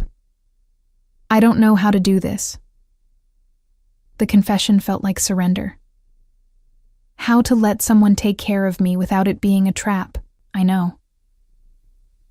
He stood, pulling me up with him and into an embrace that should have felt presumptuous but instead felt safe. And I'm not asking you to figure it all out right now. I'm just asking you to sit down, drink coffee, and eat when food arrives. That's it. No hidden agenda. I let myself lean against him, just for a moment, feeling the solid strength of his body and the steady beat of his heart. What if I'm not worth all this trouble? What if you are? He pressed a kiss to the top of my head. What if you're worth exactly this much trouble and more? What if I'm not doing this because I expect something in return, but because seeing you thrive makes me happier than anything else? That's not how the world works. But I didn't pull away. People don't just give without taking. Then maybe my world is different than yours. He eased me back into the chair, then settled beside me instead of opposite. Close enough to touch, but not crowding. Maybe I've got enough money that I can afford to be generous without it costing me. Maybe I've seen enough ugliness in business that I want to create something beautiful just because I can. The hospital. I understood suddenly. That's what this is about. Not just Sultan, not just me. You wanted to build something that mattered. Yes. Simple agreement. I inherited enormous wealth and all the privileges that come with it. I could spend my entire life accumulating more money, more properties, more power. Or I could use what I have to make something meaningful, to support people who are actually changing the world in ways I never could. I'm not changing the world, I protested. I'm just treating animals. You saved an endangered species today, he reminded me. That tiger cub belongs to a breeding program trying to prevent extinction. You performed surgery that most vets wouldn't attempt, giving her a chance to contribute to her species' survival. That's not nothing, Riley. That's everything. Margaret arrived with food, sandwiches, soup, fruit, and tactfully disappeared. We ate in companionable silence, the kind that felt comfortable instead of awkward. Through the window, I could see the sun beginning to set, painting the rainy sky in shades of gray and silver. He's going to make it, I said finally. Sultan. I know it's too early to be certain, but I have a good feeling. I trust your instincts. Sebastian finished his sandwich. You've proven them reliable. Even when my instincts tell me this, I gestured between us, is terrifying and possibly stupid? Even then. His smile was crooked. Though I'd argue your instincts are protecting you from past hurt, not warning you about present danger. Semantics. But I was smiling despite myself. You're very persistent, you know that? I prefer determined. He stood, offering his hand. Come on, let's check on our patient. I let him pull me up, let our fingers intertwine naturally, let myself feel the simple comfort of not being alone. The recovery room was quiet, Sultan breathing steadily under careful monitoring. Patricia looked up as we entered. Vitals are stable. He's starting to wake up, responding to stimuli, moving a bit. I think he's going to surprise us with a smooth recovery. Relief washed over me so intensely I felt dizzy. Sebastian's arm came around my waist, steadying, and I didn't pull away. "Good boy, Sultan." I approached the recovery stall, speaking softly. "You're doing great. Just keep fighting." The horse's ear twitched at my voice, and I saw recognition in his eyes despite the lingering effects of anesthesia. He remembered me, trusted me, expected me to fix things. "I've got you," I promised him. "We all do." Sebastian's hand found mine again, squeezing gently. No words, just presence, just being there in a moment that could have been lonely, but instead felt shared. When Patricia finally cleared me to leave, promising to call with any changes, I realized I'd been at the hospital for nearly 16 hours.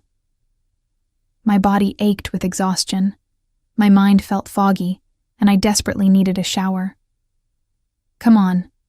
Sebastian guided me toward the exit. "The guest house has a hot tub.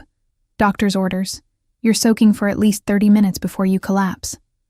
"That's not doctor's orders. You're not a doctor."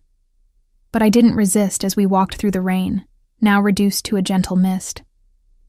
"Fine. Employer's orders." He held an umbrella over both of us. "How's that for appropriate workplace boundaries?" "Terrible. You're terrible at boundaries."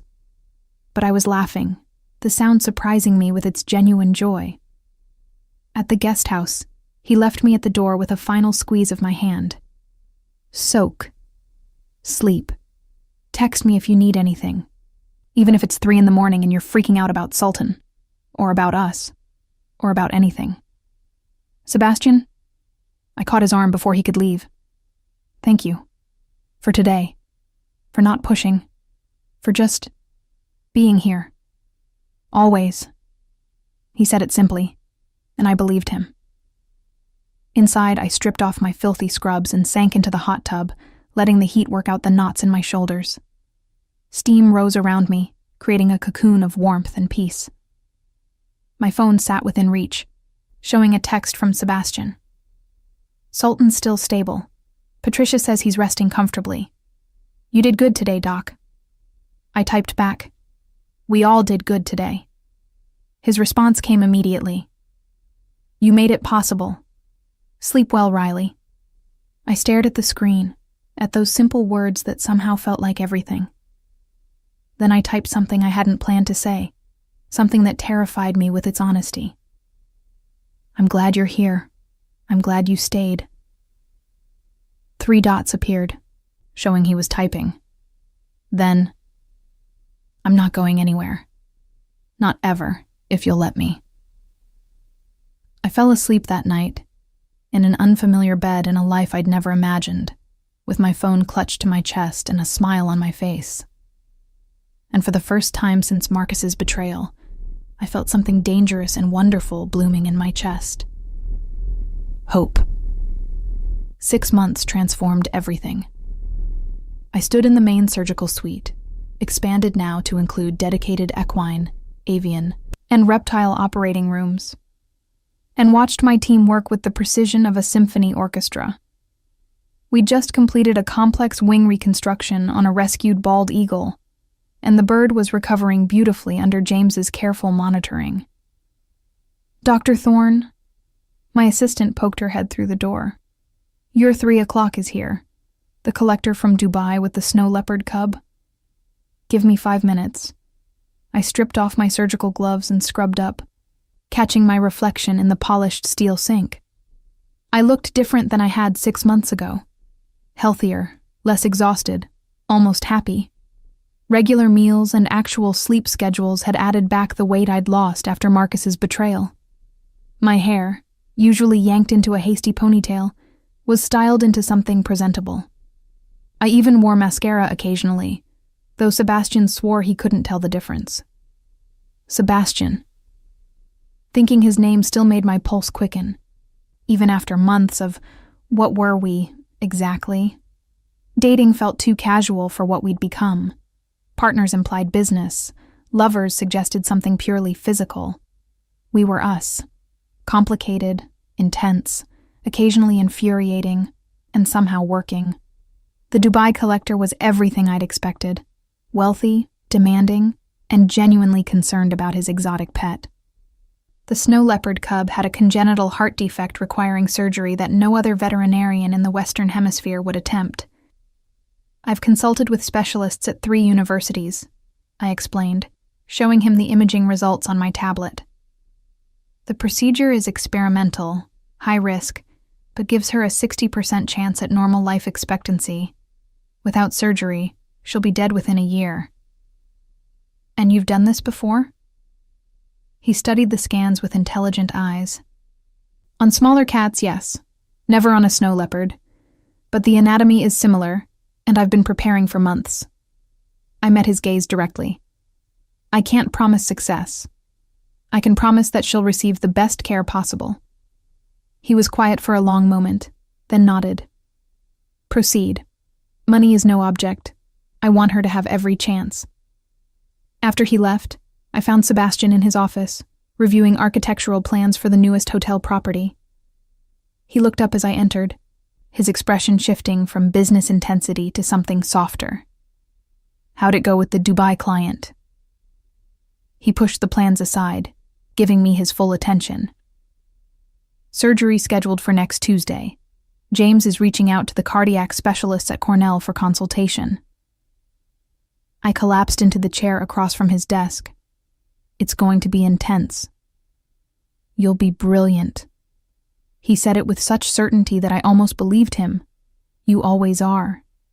Flatterer. But I was smiling. What are you working on? The Singapore property. He turned the laptop to show me renderings of a stunning hotel complex. I'm adding a bird sanctuary as part of the public gardens. Wanted your input on species selection and habitat design. I leaned forward, studying the plans with growing excitement. This was how we worked now, his business ventures incorporating my expertise, my medical practice supported by his resources. True partnership, the kind I'd never found with Marcus or anyone else. You need native species primarily, but a few exotic elements for wow factor. I pointed to various sections. Indonesian hornbills here. They're stunning and do well in aviaries. Maybe some smaller parrots here for color. And this area could be a butterfly garden. Guests love interactive experiences. Perfect. He made notes, his hand brushing mine as we both reached for the tablet. The contact sent familiar electricity through my system, and from his slight smile, he felt it too. Dinner tonight? He asked, casual in a way that no longer fooled me. Sebastian's casual was carefully calculated to give me space to refuse without pressure. Can't. I have that lecture at Yale. Advanced Techniques in Exotic Animal Surgery. I'd been teaching 1 class per semester, at Sebastian's gentle insistence that I shouldn't keep all my knowledge locked away. But tomorrow? Tomorrow I'm in Boston reviewing the waterfront property renovations. He checked his calendar. Thursday, I'm supervising the installation of the new MRI machine. We'd been playing this game for 2 weeks, both so busy that coordinating schedules required strategic planning. This is ridiculous.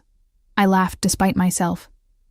We live on the same estate and haven't had a real date in 3 weeks. I know. He stood, circling the desk to pull me up into a kiss that made my toes curl. Which is why I'm declaring Friday evening mandatory. Oh, really? I raised an eyebrow. You're declaring it? I'm strongly suggesting it with extreme persuasion.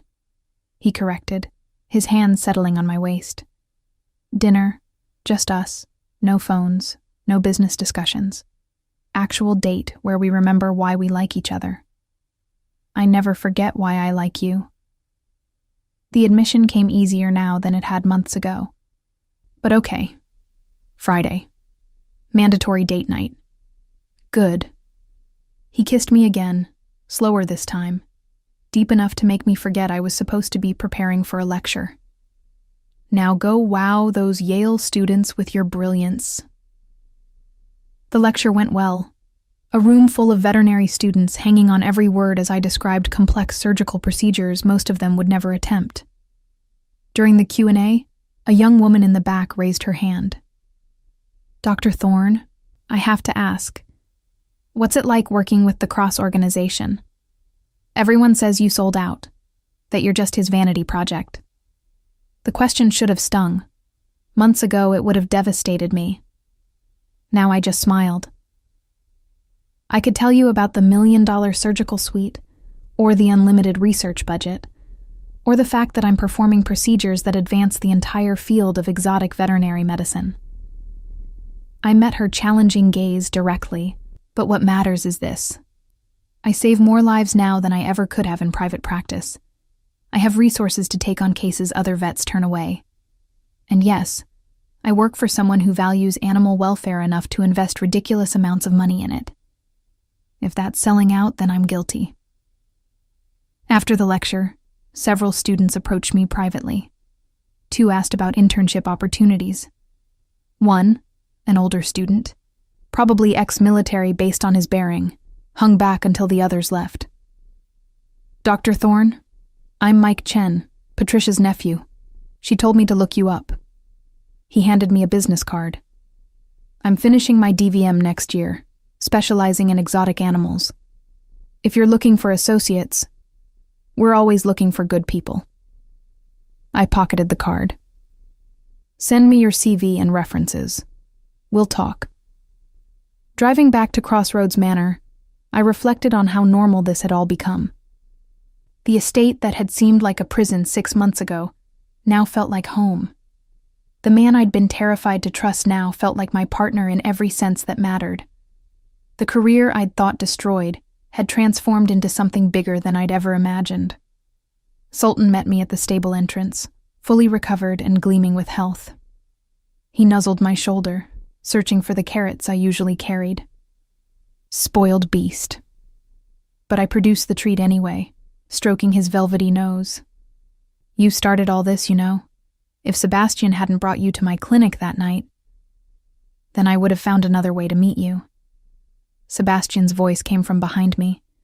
Fate's persistent like that. I turned to find him leaning against the stable door, casual in jeans and a polo shirt instead of his usual suit. "I thought you had conference calls all evening." I rescheduled. He moved closer, that predatory grace that still made my breath catch. "Because I realized something today." "What's that?" I let him pull me close, Sultan snorting approval behind us. "That I'm tired of waiting." His hands framed my face, intense and sure.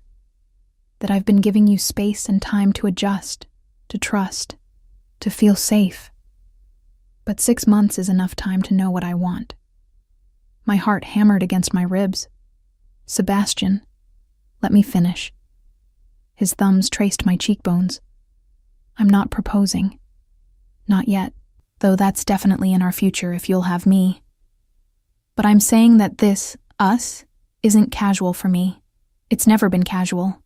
You're not a project or a charity case or any other dismissive label people want to apply. You're the woman I love, and I'm done being subtle about it." The words stole my breath.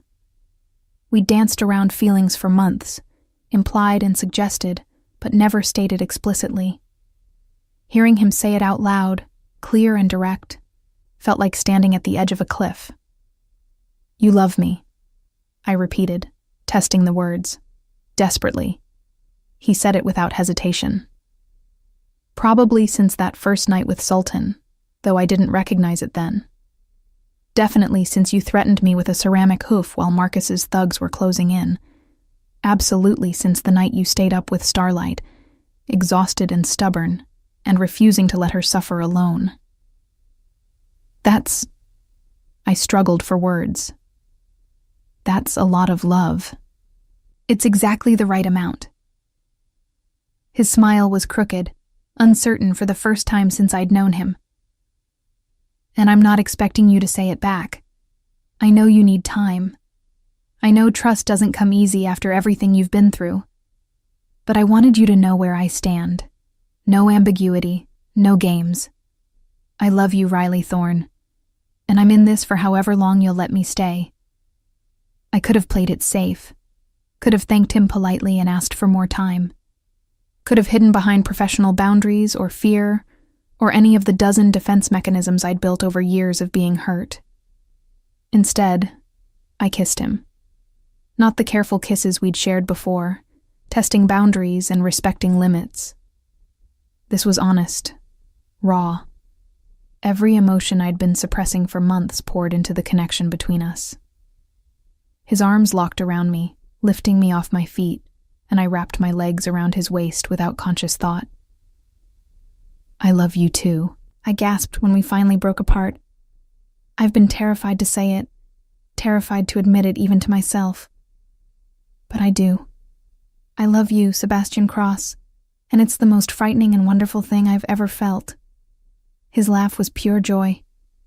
Frightening? Terrifying, I confirmed. Because losing you would destroy me, and I spent years building walls to prevent exactly that kind of vulnerability. Then it's good that I don't plan on going anywhere. He set me down carefully, his forehead resting against mine. We're in this together, Doc. Every surgery, every crisis, every triumph. You and me, building something neither of us could create alone. That's disgustingly romantic. But I was smiling through tears. Also accurate. Come on. He took my hand, lacing our fingers together. I may have rescheduled those calls, but I definitely planned something better. He led me not to the main house, but to a section of the estate I rarely visited. The original carriage house, the one that predated even the hospital renovation. Inside, he'd created something out of a fantasy. Candles lit the space, hundreds of them, casting warm light over a table set for two. Not the formal dining room or even the casual space we usually used, but something intimate and private. The walls were hung with photos, candid shots I hadn't known existed. Me performing surgery, me laughing with animals, me asleep in the stable that first night with Starlight. You've been documenting us, I realized, studying the images. I wanted to remember. He pulled out my chair. Every moment you've been here has been worth remembering, even the difficult ones, especially the difficult ones. They're all part of our story. Dinner was simple: pasta, salad, wine, but the intimacy of the setting made it perfect. We talked about everything and nothing, the conversation flowing easily between serious and silly. He told me about his grandfather's impossible expectations, the pressure to maintain a legacy he'd never asked for. I told him about my mother's disappointment when I chose exotic animals over conventional practice, the weight of family disapproval I'd carried for years. They thought I was being deliberately difficult. I twirled pasta around my fork, choosing the hardest path just to prove I could. They never understood that this is who I am, someone who cares about the animals nobody else wants to treat. Then they're fools. Sebastian's declaration was matter of fact. Your mother should be proud she raised someone with the integrity to follow her passion despite criticism. Your father should celebrate having a daughter brilliant enough to pioneer new surgical techniques, and if they can't see that, it's their loss entirely. When did you become wise?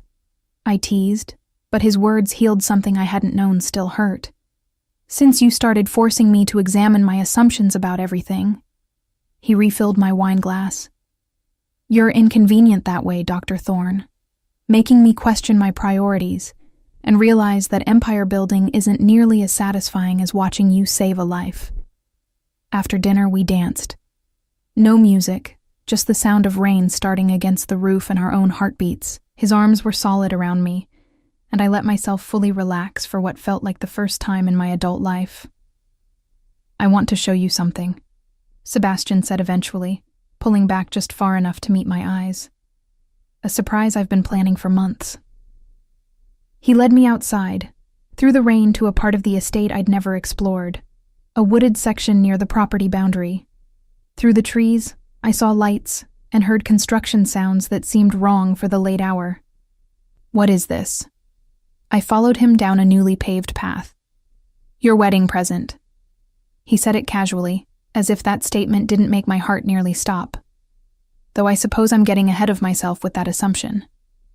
Sebastian, just look first. He pushed aside some branches, revealing a clearing where a building was taking shape. Not finished yet, but far enough along to show its purpose.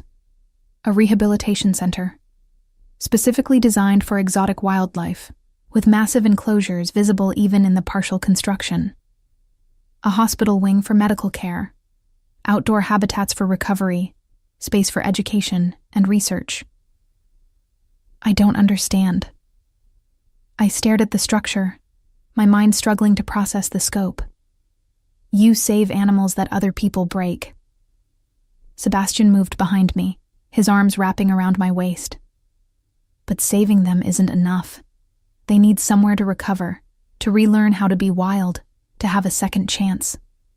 This is that place. This must cost millions. The scale of it was overwhelming. Tens of millions by the time it's finished. He agreed easily. Money I'd rather spend on this than another hotel property or investment portfolio. Money that means nothing compared to watching you light up when you describe your vision for wildlife conservation. I turned in his arms, studying his face. You're really doing this? Building me a rehabilitation center? I'm building us a rehabilitation center, he corrected. I handle the business and funding. You provide medical expertise and direction. Together we create something that actually matters. Something that saves species and advances conservation and gives animals hope when they have none. You're insane. But I was crying again, overwhelmed by the enormity of his gesture. Beautifully, generously insane. I prefer ambitious. He wiped away my tears with his thumb, and in love with a woman who deserves every resource I can provide to pursue her passion. So, yes, Riley, I'm building you a wildlife rehabilitation center and a research laboratory, and whatever else you need to change the world one animal at a time. I kissed him again, there in the rain with our half-built future rising behind us. Kissed him until we were both breathless and soaked and laughing at the absurdity of it all. When? I asked finally. When did you plan all this? Started the day after you agreed to stay, he admitted. I knew then that you were going to revolutionize exotic animal medicine. I wanted to give you the platform to do it properly. You're too much, but I was smiling. Too generous, too intense, too everything. Too much in love with you to do anything halfway. He took my hand, threading our fingers together. So that's my confession, Dr. Thorne. I've been planning our future since the beginning, hoping you'd want it too. Hoping you'd eventually trust me enough to build it together. I want it. The admission felt like the final wall crumbling. All of it. The center, the partnership, the future. You. Then you have me, he said simply. All of me. For as long as you'll take me. We walked back to the main house together, soaked and muddy and ridiculously happy. Margaret met us at the door with towels and a knowing smile. The guest house hot tub is prepared, she informed us primly, along with champagne and those chocolates Dr. Thorne likes. I took the liberty of assuming you'd both need warming up. You're wonderful, Margaret.